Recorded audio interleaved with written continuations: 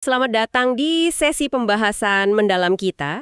Hari ini kita punya materi yang seru banget nih dari buku Chasing Excellence-nya Ben Bergeron. Oh iya, yang soal CrossFit itu ya? Betul, kita bakal fokus banget ke bab 3, judulnya Positivitas. Si Bergeron ini kan pelatihnya atlet-atlet CrossFit juara dunia itu loh. Ya, namanya udah terkenal banget.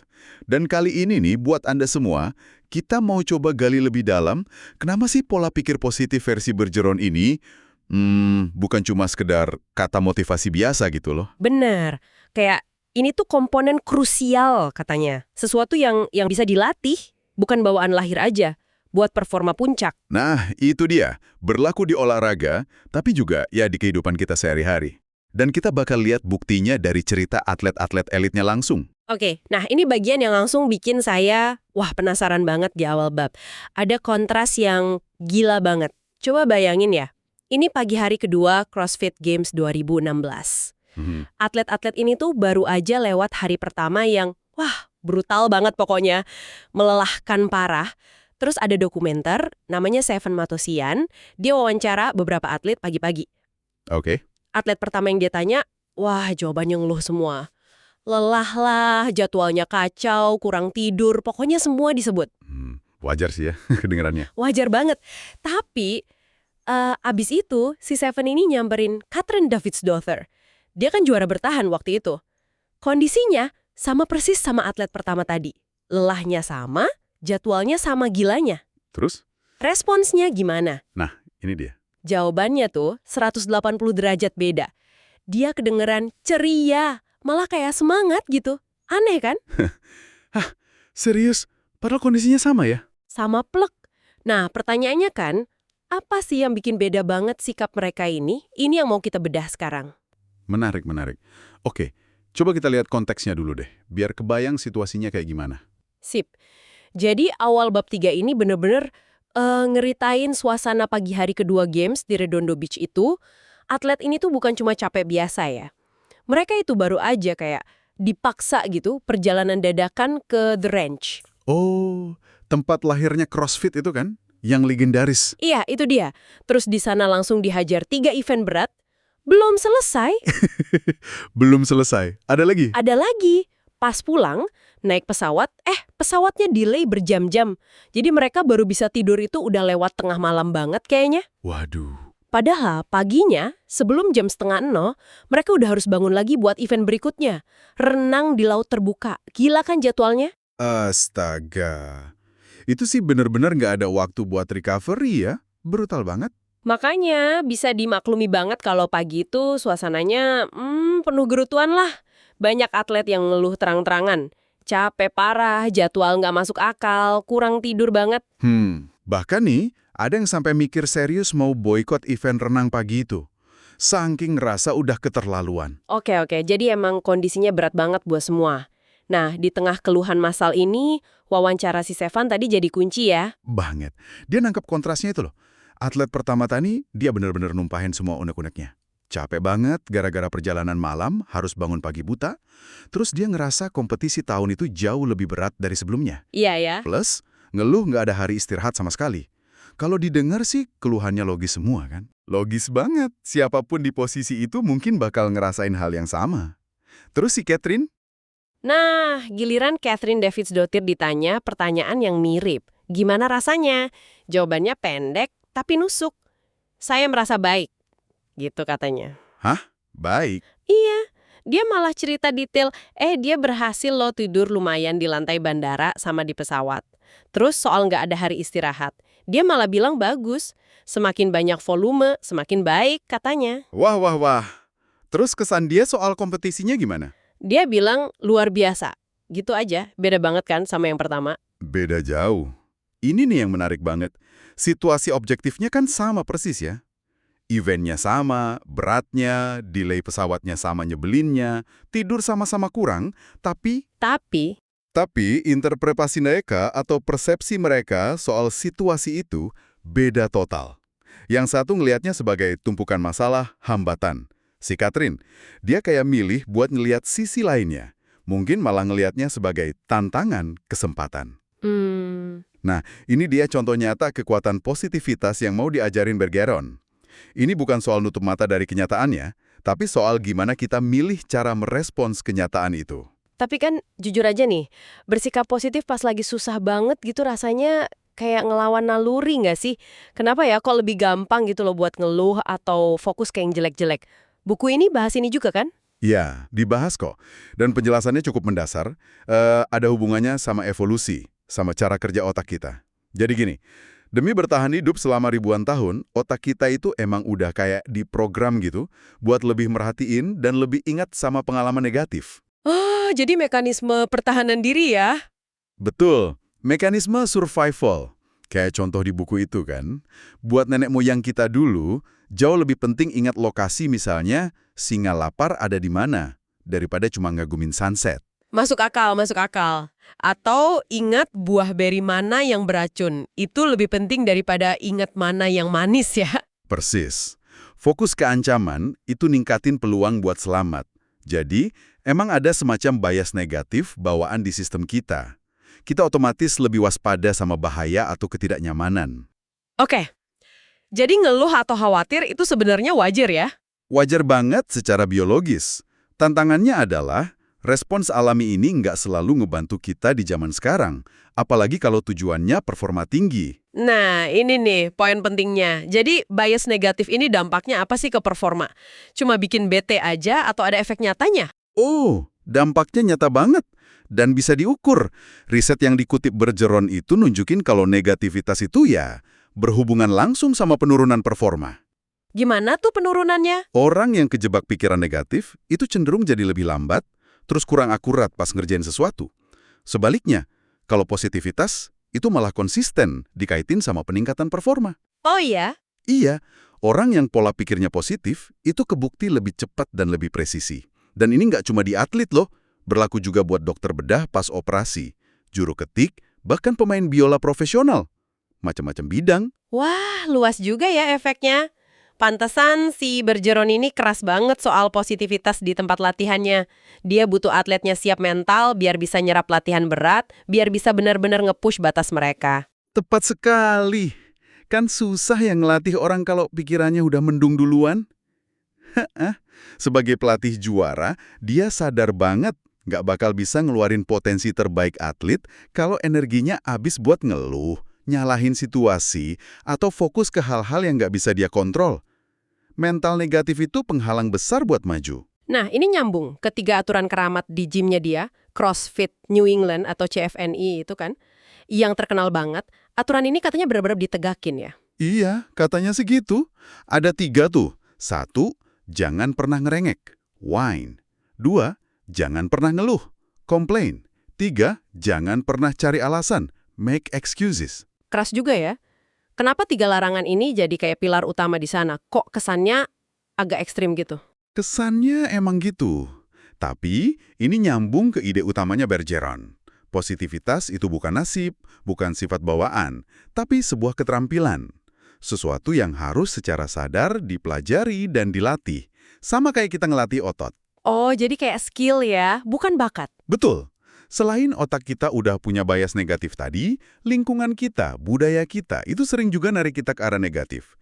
Contoh gampangnya aja, dalam bahasa Inggris misalnya, kosakata buat emosi atau pengalaman negatif itu jumlahnya jauh lebih banyak loh daripada yang positif. Ah, iya juga ya. Jadi kalau kita lihat Catherine tadi yang ceria banget pas diwawancara, itu bukan berarti dia emang orangnya happy-go-lucky dari lahir gitu. Justru bukan itu poinnya. Bergeron malah nekenin Catherine itu contoh atlet yang kerja keras banget buat ngelatih pola pikir positifnya. Tiap hari, optimisme yang kelihatan gampang di wawancara itu hasil latihan mental bertahun-tahun.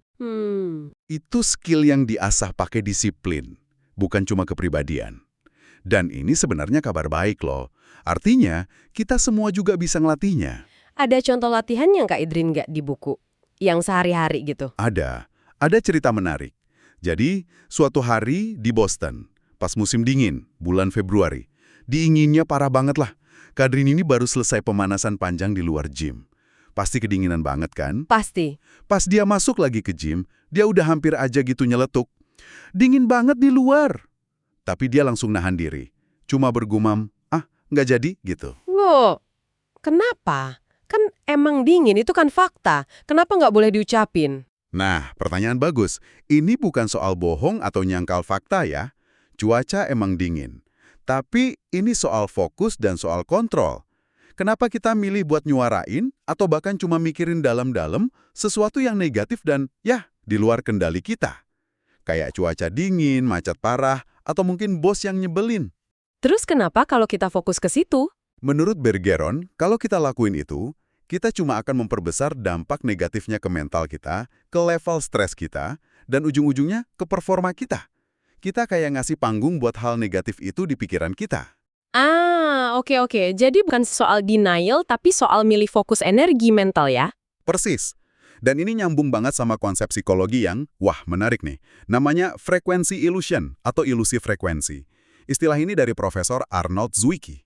Ilusi frekuensi, gimana tuh? Intinya gini, otak kita itu punya kecenderungan buat ngelihat lebih sering hal-hal yang lagi jadi fokus perhatian kita saat itu. Kayaknya pernah ngalamin deh. Gimana cara kerjanya? Kok bisa gitu? Ada dua mekanisme psikologis utama di baliknya. Yang pertama itu selective attention, perhatian selektif. Jadi, begitu kita mulai fokus ke sesuatu yang baru, misalnya baru belajar kata baru, atau lagi naksir model mobil tertentu, Oke. otak kita tuh secara nggak sadar mulai nyaring lingkungan sekitar. Jadi lebih peka kalau hal itu muncul. Jadi lebih ngeh gitu ya sama hal itu. Terus yang kedua? Yang kedua itu confirmation bias, bias konfirmasi. Nah, setiap kali kita nemu lagi hal yang jadi fokus kita itu, otak kita cenderung nganggap itu sebagai bukti tambahan. Bukti kalau hal itu emang ada di mana-mana, atau sering banget kejadian. Tuh kan, bener kan, mobil itu banyak banget. Padahal ya, mungkin jumlahnya segitu-gitu aja. Cuma persepsi kita aja yang berubah gara-gara filter perhatian tadi. Wah, contoh di buku ini pas banget. Misalnya kita baru beli mobil, katakanlah Jeep Grand Cherokee warna merah gitu ya. Tiba-tiba aja rasanya di jalanan tuh isinya Jeep Grand Cherokee merah semua. Iya kan? Kayak semua orang mendadak beli mobil yang sama persis. Padahal ya nggak gitu. Cuma radar mental kita aja yang sekarang kekunci di mobil itu. Jadi kita lebih sering merhatiin. Bener banget, sering kejadian ini. Prinsip ilusi frekuensi ini, kata Bergeron, berlaku sama kuatnya buat cara kita mandang latihan, kerjaan, hubungan, atau ya tantangan hidup lah. Kalau kita terus-terusan ngomongin atau bahkan cuma mikirin terus-menerus keluhan soal betapa beratnya latihan, atau betapa nggak adilnya si bos, atau betapa nyebelinya pasangan. Kita sebenarnya lagi ngelatih otak kita buat nyari lebih banyak bukti yang dukung keluhan itu. Kita malah nguatin siklus negatifnya sendiri. Wah, ini benar-benar mencerahkan sih. Jadi, apa yang kita fokusin, itu yang cenderung kita lihat lebih banyak. Ini nyambung banget ke ide berikutnya ya, soal kekuatan narasi diri. Kisah yang kita ceritain ke diri sendiri. Bagus dari Ryan Holiday yang pas banget di sini. Bunyinya kurang lebih gini. Nggak ada yang baik atau buruk secara inheren. Yang ada cuma persepsi kita. Ada kejadiannya, terus ada cerita yang kita pilih buat kita ceritain ke diri sendiri soal arti kejadian itu. Jadi persepsi dan cerita kita yang ngasih warna ya? Betul, persepsi dan narasi kita. Contoh narasi negatif yang sering kita dengar, atau malah kita lakuin sendiri mungkin. Kayak orang susah diet terus bilang, ya emang tulang gue gede, atau ini mah genetik, susah lah. Sering dengar tuh. Atau kayak Bergeron sendiri cerita, dia dulu sering bilang ke dirinya, gue gaptek nih. Narasi kayak gini tuh bahaya katanya. Kenapa bahaya? Karena sering banget jadi self-fulfilling prophecy. Ramalan yang jadi kenyataan gara-gara kita percaya. Kalau kita terus-terusan bilang ke diri sendiri kita nggak bisa, atau suatu kondisi jelek itu udah takdir, ya alam bawah sadar kita percaya. Terus perilaku kita tanpa sadar ngikutin keyakinan negatif itu. Akhirnya, ya beneran nggak bisa atau kondisinya nggak berubah. Kita ngebuktiin cerita kita sendiri. Waduh, serem juga ya. Sebaliknya gimana kalau kita bikin narasi positif kayak Katrin tadi? Nah, kalau kita secara sadar milih narasi yang memberdayakan, kayak Katrin bilang ke dirinya sendiri, kalau kesulitan nggak bakal bikin dia goyah, dia bisa kok nemu cara tidur di bandara. Volume latihan tinggi, itu bagus. Kita lagi ngebangun ketangguhan mental. Kita jadi lebih mungkin nyari solusi, lebih tahan banting, dan akhirnya ya lebih mungkin sukses. Ada rantai sebab akibat yang kuat di sini, kata Bergeron. Pikiran kita ngebentuk kata-kata, yang diucapin atau dipikirin, kata-kata itu ngedorong tindakan kita.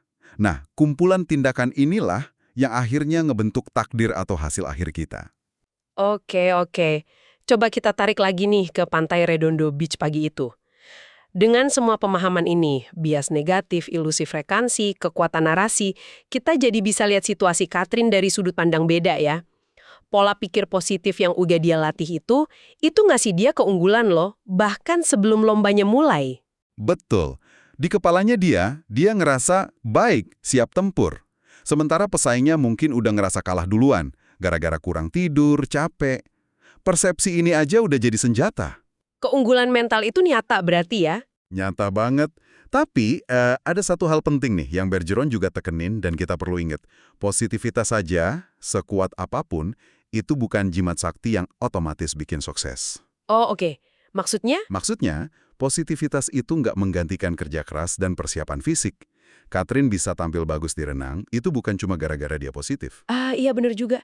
Dia kan cerita juga udah latihan renang berbulan-bulan. Bahkan sebulan sebelum games itu dia khusus adaptasi renang di laut. Persiapannya matang juga ya? Tepat, positivitas itu kerjanya bareng sama persiapan, bukan penggantinya.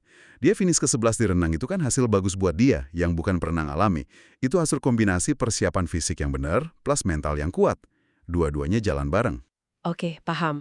Jadi kalau kita rangkum nih, manfaat nyata dari ngelatih positivitas ala Bergeron ini apa aja sih, terutama buat performa? Ada beberapa poin kunci yang dia sorot. Pertama, positivitas itu bisa nurunin persepsi kita soal tingkat kesulitan. Jadi aktivitas fisik yang sama bisa kerasa lebih enteng kalau mentalnya positif.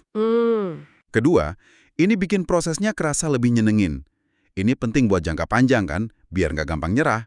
Ketiga, ini yang paling penting mungkin.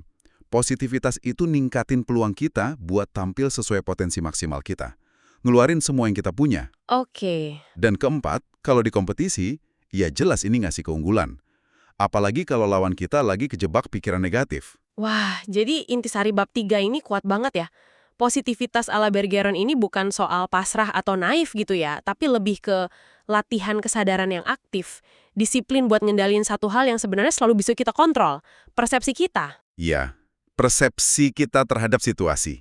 Terutama situasi sulit yang faktor luarnya nggak bisa kita ubah. Dan ini keterampilan, bisa diasah.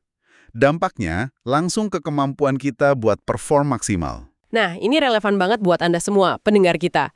Coba deh luangin waktu bentar buat mikir, gimana ya cara nerapin ini di tantangan Anda sendiri?